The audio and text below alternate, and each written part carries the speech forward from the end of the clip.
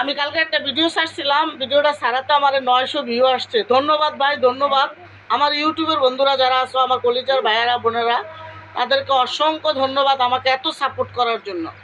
আর আমি সবসময় সত্যি কথা বলি, মসজিদে যে গাড়িটা পড়ে আছে সেটা হচ্ছে তেল ছাড়া গাড়ি। আর সেই গাড়িতে একদিন সবাই চলে যাব না ফেরার দেশে, আর সেখানে গেলে কেউ ফিরে আসে না। অনেক সময় কষ্ট লাগে, মনের জোয়ার বাটা তো আসেই, কষ্ট থাকে, কষ্ট থাকবে। দোয়া করবেন, আমার বান্ধবীরও একই অবস্থা আমার মতন। আমার যে ভালোবাসার মানুষ নাই সেটা আমার বান্ধবীরও নাই, কিন্তু উপর আল্লাহর কাছে সবসময় বলি যে মনের মানুষ না থাকলে কী সে, আল্লাহ তাআলা ধৈর্য ধরনের ক্ষমতা যেন আল্লাহ বেশি করে দেয়। আর তোমার পথে যেন চলতে পারি, সবসময় দোয়া করবা।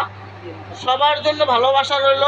তোমরা আমার ইউটিউবের বন্ধুরা, আমার ফেসবুক পেজের বন্ধুরা, কী যে ভালোবাসো, কী যে ভালোবাসো। একটা বন্ধু আমার কালকে কমেন্ট করছো যে আপু তোমার এত ভালোবাসা, এত সুন্দর সুন্দর কথা কোত্থেকে শিখছো।